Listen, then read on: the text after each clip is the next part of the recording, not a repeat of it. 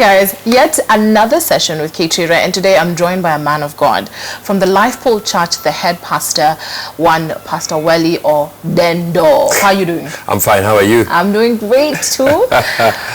Unajua introduce a man of God si kitu rahisi, lazima umintroduce na Made that Odendo sound good. Odendo. Yeah.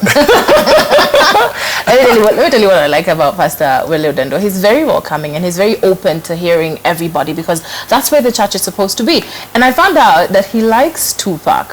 Which is your favorite song by Tupac? We're talking about song or the album. We're talking album. So we talk Tupac. Okay, sorry. The album. Which is your favorite album? Four of them. Four of them. Me Against the World. All Eyes on Me 1 and 2. Yeah. And Keep Your Head Up. I like that. Tupac is very inspiring. When you were coming in, we were listening in the background for real before you came in. And there's one thing he said, we will live to see a black president. I know he died, or rather people still think he's alive. I don't know. Think he's alive? Think Tupac is around? He's gone. We've already mourned him. If he's alive, we've grieved and mourned him. He will have destroyed our years. You know, he's better now as a memory than as a living, what is it called? A living fake. Like, yeah. We believed he died. So whether it's better if he's alive, we'd rather stay dead. If he's dead, he's dead. There's something he said in one of the songs, and he said, we'll live to see a black president. And this is something he said way before Obama took presidency. And I think that is something even you in the ministry, to prophesy your life way before your time. Have you ever prophesied some things that probably you said them like when you were 20, and then now you're like, it's coming to phase when I'll probably drive a Range Rover, and you said it when you were 20 and then doing it now. Is there anything you've ever prophesied in your life or through the life of others and seen it? Yeah. Every time, because words are expressions of thoughts, and thoughts are pictures of what we aspire to be or what Providence has kept in store for us. And so even us being here and me being where I am right now began as a result of proclamations that I made over myself when I was younger, that I would like to be this and this, because the call of God came upon me, got good mentorship and all that. And then I said, I saw myself doing more of this. And that's why, though I trained and studied in engineering, I ended up as a pastor and theologian. So tunafaa kumuita Engineer Welly. Engineer Welly Odendo. Where we come from, we bury careers. So you can't, where we come from. Where you come from, like religiously? No, where we come from, you know, if you go this way, you'll get to the lakeside. There we don't bury people, we bury careers. Yes. So we say engineer amelala, daktari amelala, wakili amelala. Lazima mtu akuwe na label. Now, the reason as to why I asked Welly to join me on my channel and on the show is I feel a lot of emptiness in the church. And that has been a complaint for so many people in the country. When the post-election happened, there was a time we noticed the church was silent. And people came in and we forgive the church for that. And then now, in the recent past, teen pregnancies have been very prevalent. And there's nothing like teen pregnancies. I call it defilement. Anyone below the age of 18 does not know what they're doing. They can be easily coerced to do anything. We have felt like the church numerous times has been silent. And for me, that's where I have a problem. And you are a representation of the church. Of course, we are the church. The church is a body, you know, but the place of worship that we come to, we felt like it has been silent on some of these issues, even with corruption. I know I've got so many questions, but one very recent one pissed me off. There's a governor who's being charged for corruption cases, and they're being levied against him. And literally, a man of God called a press conference and said, stop impeaching this governor. And I'm like, wait, stop impeaching him because you are his pastor. So even when he does wrong, he should not face the music. There's a lot of silence in the church with all that is going on, and I want to know why. Well, probably people may call it silence, but I don't think the church has been silent. I think the people have not been listening. The church is always like, when it speaks, it's told to shut up, stay in your corner. When it speaks to injustice, it's told shut up, stay in your corner. We have the courts and the police for that. When it stays silent, it's told speak up because this and this is happening. we have to first of all define what is the core mandate of the church, because the church is not a self-started institution. What did the founder of the church have in mind? We may add to the responsibilities that we think the church should be performing, but what are the core definitions of the founder of the church? He said, I will build my church and the gates of hell shall not prevail, and I'll give you the keys of the kingdom, and whatever you bind on earth is bound in heaven. And so the church is an agency on earth that connects people to the keys of the kingdom of heaven. And those keys are understandings of how the kingdom functions. And when we're talking of kingdom, we are not just talking of corruption and all these things. The kingdom of God is greater than those things. Yes. It is levels of understanding and levels of self-awareness that somebody walks in that is grounded in relationship to who Christ is centrally. Secondly, when the Bible is talking about the church, it says in it lies the wisdom, the manifold wisdom of God. And so the founder of the church already defined the mandate of the church. Okay. He said, go ye into all the world and preach the gospel. Now, as we are preaching the gospel, we may find there may be need for a school here. We will build the school. But he who founded the church did not primarily ordain us to go build schools. We will build the schools as we preach as a need for the community. Yeah. And so I think as a country, the church becomes the soft target, because when you say this particular person, you can be bullied, you can be trailed, you can be followed home. But when you say the church, it's amorphous. If I say this particular party is corrupt, that particular party will withdraw advertisement on your show here, will withdraw sponsorship on this here. So we feel like this is a softer target when we say the church.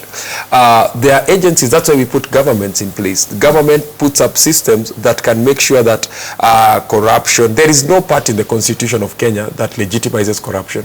So even without the voice of the church, the laws of the land have already been set in place. And luckily, the laws of the land are grounded in the Bible. In the Bible and in the commandments of God. And so what I would say is that I know many churches are doing so much than many people would actually know that they're doing so much. But sometimes I've come to see, even as I'm growing older, that sometimes you don't get the greatest results in the streets and in the megaphone. Sometimes you get the greatest results in the boardroom and in the whispers. And so the church may not be out in the streets yelling with a placard, because there are people who are doing that with a placard, and maybe they expect them to join them with a placard, but probably they're in another corner. But all of them are fighting the same vices and discussing the same vision. And I like the fact that you've mentioned the boardroom. One thing you're going to like about Pastor Welly Odendo, he's very welcoming, even in economy basis. They've got a business club. They make money. The church makes money. We're going to talk about the money aspect, but in the church, I won't lie, the money aspect is very serious. And there are some pastors who have been seen to be focused on selling the money aspect in a lot of the churches. I won't lie. The reason as to why part of my generation does not go to churches, because the church is now all about money. That's what they say.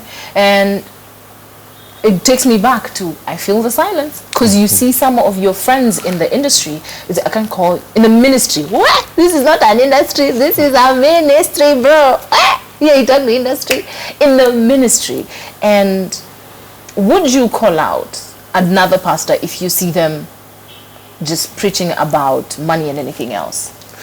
First of all, you have to know that it is not illegal for the church to, the church as a registered enterprise in the country is allowed to, to draw funds from its parishioners and from its members.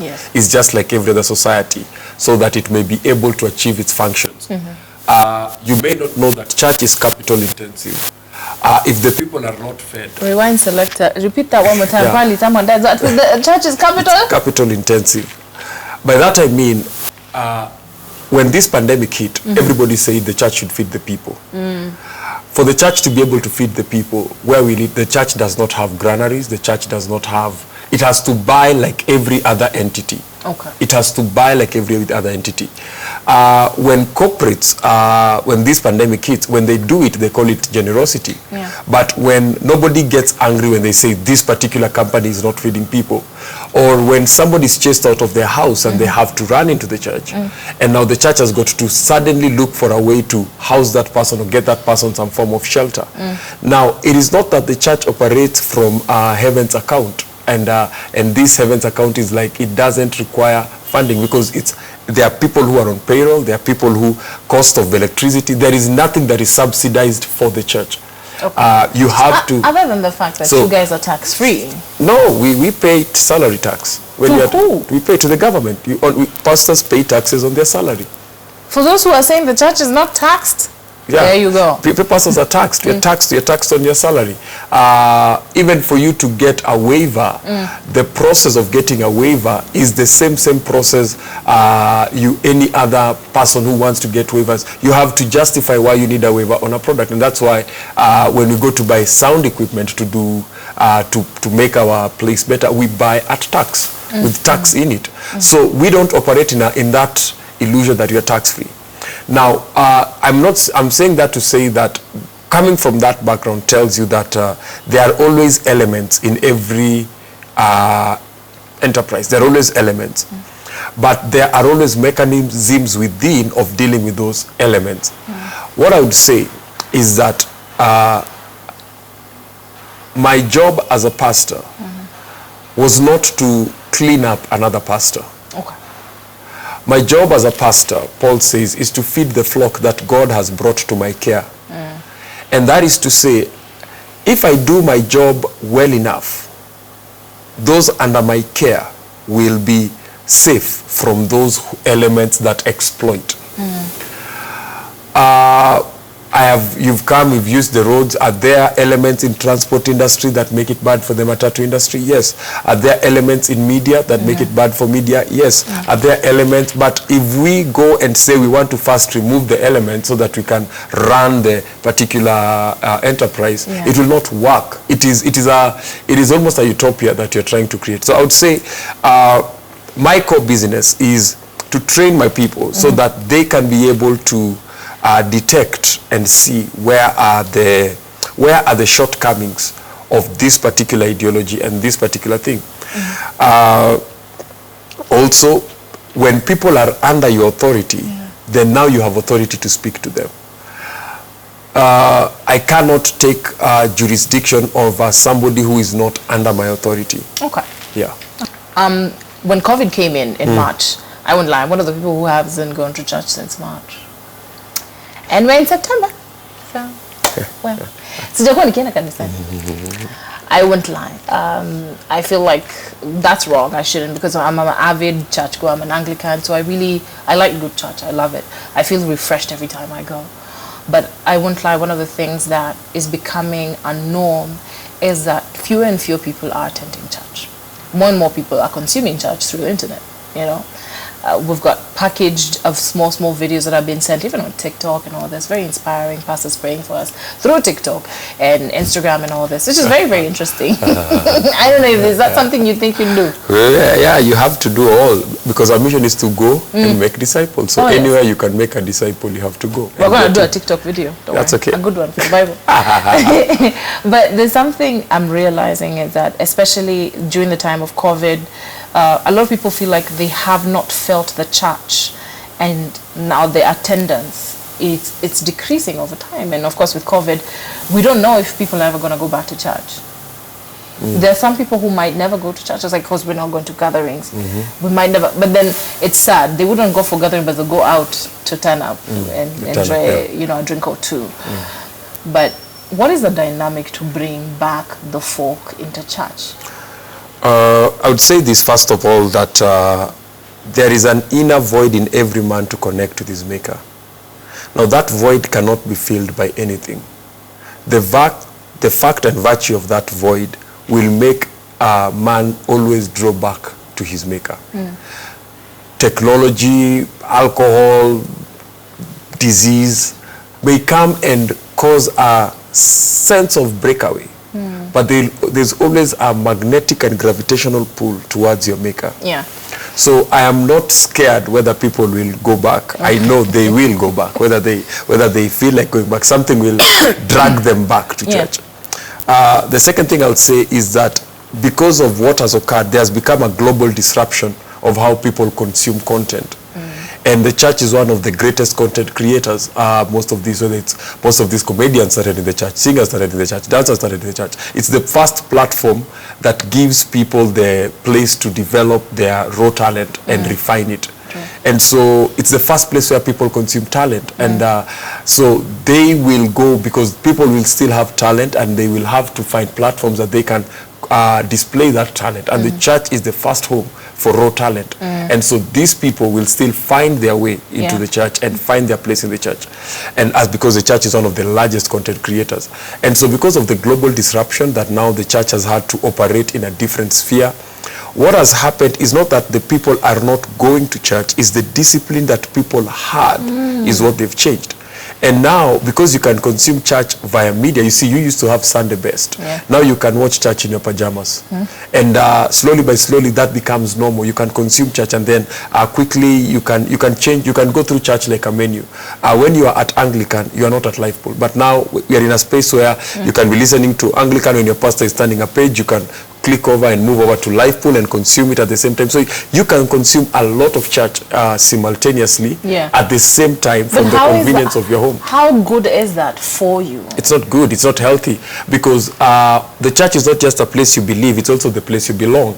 And so where you go to belong is where you build your family, where you build your ideals, where you groom yourself into a man and a woman, because it's through fellowship that you get that grooming. And so you can believe in God, but you also need to belong in a community. And that is what consists of the church, the community, the physical community that comes together. And Jesus said he will build his church, and the gates of hell shall not prevail. This thing called the church has survived more trauma and horror than what people think. Than even COVID. Yeah, and even COVID. It has outlived emperors. It has outlived droughts and famines. It has outlived so much. Dictators. It has outlived. It has penetrated into places that they would say it is not welcomed. So it is not something. It appears weak when you look at it from the outside, and most of it is maybe sensational media that is trying to say the church this, the church this. But those who are in the church, they are wondering, what are you talking about? We can't wait to go back.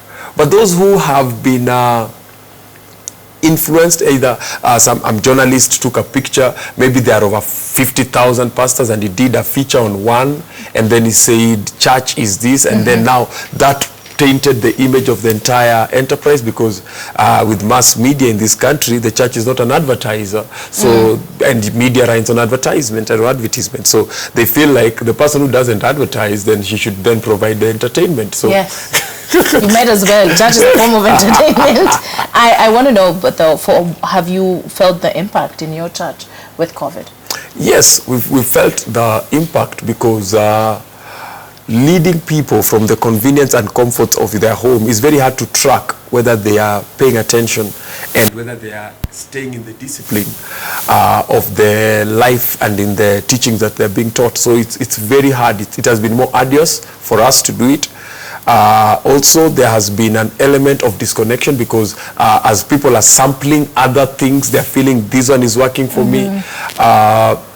Thirdly, there has also been a weakening of people's faith, because it's not that the church is closed that has brought crisis. Some of them, in the midst of COVID, they had other issues, then they lost their jobs, and then their things started falling apart, and then they had to move houses, and then they couldn't afford bundles, and then so everything spiraled down, and we just couldn't get it. So it's been very, very emotionally taxing for any pastor in this season, and I would like to congratulate and celebrate every pastor who has held himself together. And the bills, because some people still expect the bills to be paid. Some have had to lay off their pastoral staff. Others have been property. Some have got court cases. Some have got this because of the bills still had to be paid. and yet you are not meeting in the place. I can imagine it's hit hard, and especially for the church. And I can't wait to be able to go back. I'll make a point to go to church soon. Welcome. Though there's something very unique you gotta like about Pastor Welly Odendo. I'm an engineer, what we call him, and Pastor. He's very welcoming to the secular world. Part of his worship system had Amos and Josh, who are secular singers, but now more gospel, and I like that. And there's one thing that, especially because I come from a very traditional church, because I've been raised in a Catholic school, but I'm going to Catholic school, even university. Wow. You know, and now my family is a little bit traditional, and there's one thing that I find very strenuous, and I won't lie, I find it strenuous. I feel like the church right now is all about fun, you know. Apparently, yes, we want to reach the clubs. Someone would literally change a Cardi B song. Cardi B is a big rapper in the secular world, you know. She does her thing, you know. Someone would change a Cardi B song and try and gospelize it. I hate it. I don't like it. I'm like, don't do it. I feel like gospel music is so easy. Just open the book. The words are right there. Just sing them. They're in some songs of Solomon, whatever, Matthew. You can literally just sing like umeandikiwa wimbo. And I feel like gospel music is so easy to write as compared to secular, because you have it. You have the content with you. But there's something I find so hard to understand and to accommodate. I feel like the consumption of church, and I don't want to be particular on any names of the church, but they've become really about the hype than more about the word. That we're slowly seeing the church as somewhere people even come to just chill, look for chicks, have a good time, you know? It's become such a messy place. I don't know. I don't know if you've seen things like that in your church and called them out on it, or... You see some things, you see. The church is a spiritual, social, economic, political entity at once, simultaneously. Yeah. And so there are always cross-cutting interests. Some people come to the church more for the social aspect, and it's not that they're not in the spiritual aspect, but what is bringing them close to the social aspect. Others come to the church for the economic aspect. Oh, I need this, I need buy me food, I need this. Others come for the political aspect. If I'm in this church, I'll meet this person, it will help me to get here, it will pull strings for me, I can get a job, I can get the CEO of Equity, the CEO of this comes here, so if I come and I serve, I can be. So many motives come and sometimes try to define how we see how a person attends church. What I would say, because my church has got some talented people and they do various type of music. I would say music is the universal language of the heart. That's okay. Yeah. And so when they do it, and maybe some of them will go into that, and that I will not, because there's still creativity that has not been tapped into. But you know, now there has become another para-ministry of the church, which is called the industry of the church. It was not there primarily, what you're calling the traditional church. There was nothing like industry.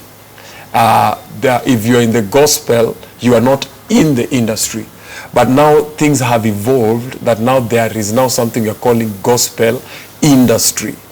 And now by it becoming industry, so now they mean that they're now competing at an industry level. So if a beat is doing now, it's gengeton running the industry, it's hot, it's hype, they feel like we our own feels like we have to have our own. And that is where I'm having a problem, because the church is slowly, even in its preaching, even in how they are inviting the youth, and in even how they are promoting this, it's like you're trying to get us from the club. I get it, but you don't have to speak the club language. You don't have to. They say these days, what women are streets. You don't have to speak like the streets to talk to the streets. Yeah, it's true. But as I said, where the people are, where the fish is where we will throw the net.